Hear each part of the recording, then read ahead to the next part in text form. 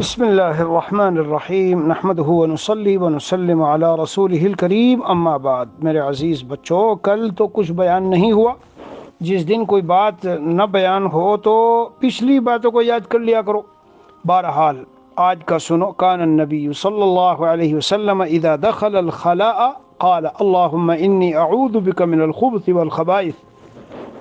جب نبی کریم علیہ الصلاۃ والسلام بیت الخلاء میں داخل ہوتے، واش روم جسے ہم کہتے ہیں آج کل، تو کیا پڑھتے؟ یہ دعا ماشاءاللہ اکثروں کو یاد ہوتی ہے۔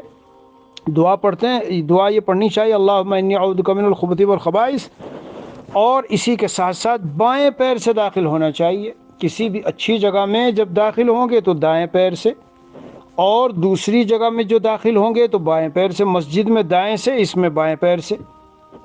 اسی طرح اذا اتى احدكم الغائط فلا يستقبل القبلة ولا يولها ظهره، اور ایک روایت میں ہے فلا تستقبل القبلة ولا تستدبروها، یعنی قبلے کی طرف نہ چہرہ ہونا چاہیے نہ پیٹھ ہونی چاہیے۔ ماشاءاللہ اکثر و بیشتر مسلمان ایسے ہی بناتے ہیں اپنے واش روم۔ کبھی کہیں ایسا ویسا بنا ہو تو اسے ٹھیک کر لینا چاہیے، یہ ہے سنت ہے۔